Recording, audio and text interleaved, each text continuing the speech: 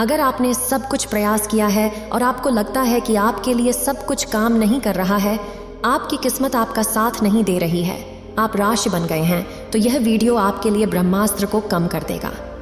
इसमें आप जानेंगे कि आप अपने जीवन को आज ही एक खुशहाल जीवन बना सकते हैं। इस वीडियो के माध्यम से मैं आपको ऐसी जानकारी देना चाहता हूं जो आपकी पूरी जिंदगी को बदल देगी।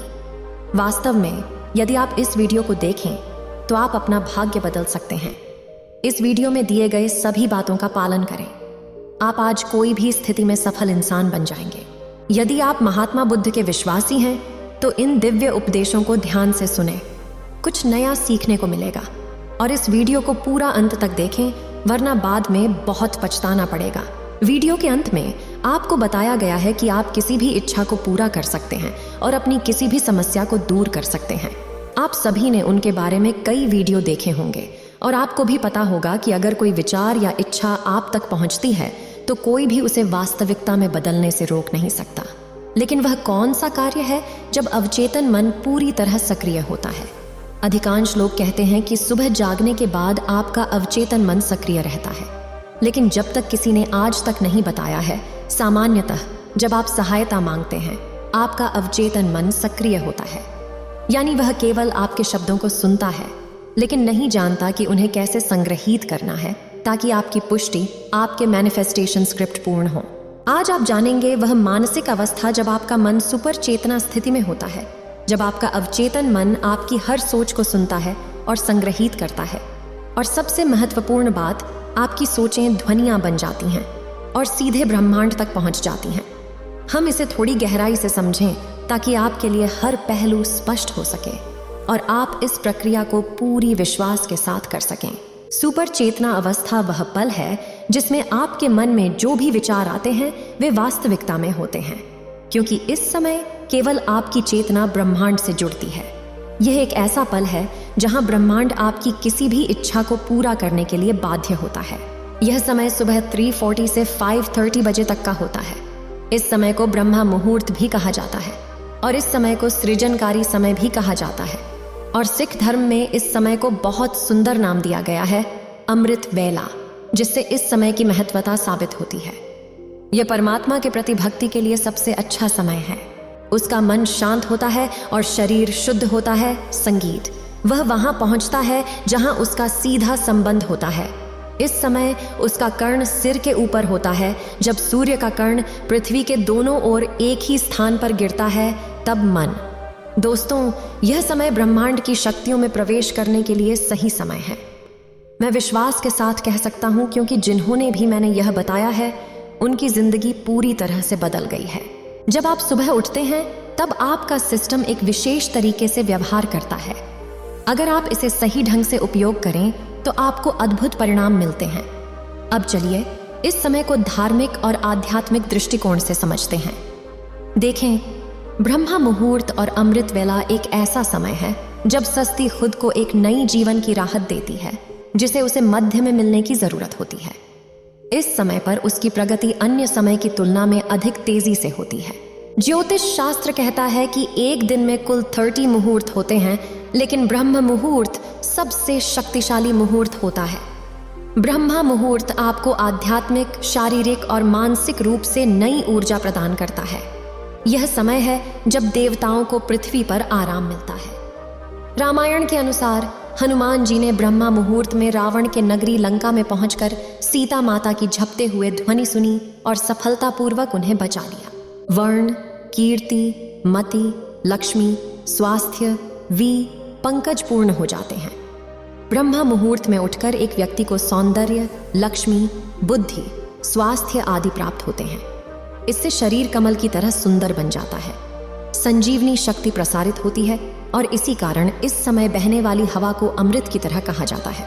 ब्रह्मा मुहूर्त में उड़ने वाला व्यक्ति सफल, खुशहाल और समृद्ध होता है। ऋग्वेद और सामवेद में भी बताया गया है कि अगर आप अपनी छाया को ब्रह्मा मुहूर्त में रखते हैं तो यदि हम इसे प्रकट करें और अपनी सचेतता तक पहुंचें तो यह निश्चित है कि यह पूरा होगा।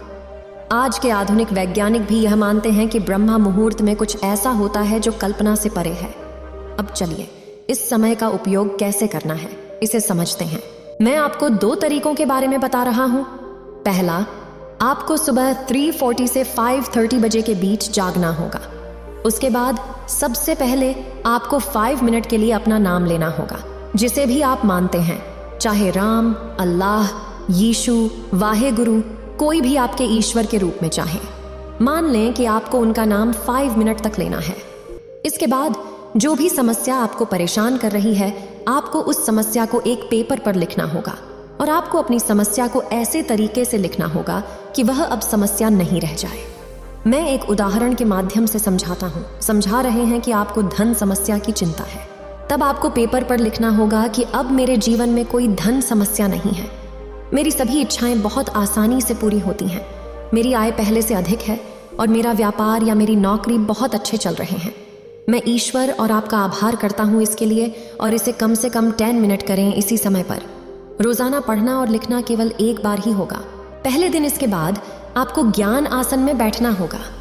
आप बिस्तर पर बैठ सकते हैं और कल्पना कर सकते हैं कि जो भी काम आप कर रहे हैं, जिससे आप पैसे कमाते हैं, वह बहुत अच्छे से चल रहा है और आप और आपका परिवार बहुत खुश हैं। आप पेमेंट प्राप्त कर रहे हैं और आप भी खुशी के साथ लोगों को पेमेंट कर रहे हैं। इसे ऐसे ही कल्पित करें, महसूस करें वह खुशी जो आप हर सांस में महसूस करते हैं। देखें, जब आप इस समय पर उठते हैं और अपनी इच्छा पर ध्यान केंद्रित करते हैं और अपनी इच्छा को कल्पित करते हैं और महसूस करते हैं, तो यद्यपि वह एक ताल में बदल जाता है, तो यह ब्रह्मांड तक पहुंच जाता है। जब आप इसे कुछ समय के लिए करेंगे तो आपको जीवन में कहीं से न कहीं से कोई रास्ता मिलेगा। कुछ मदद आपके पास जरूर आएगी। आपको इस ध्यान को 10 से 15 मिनट के लिए करना होगा।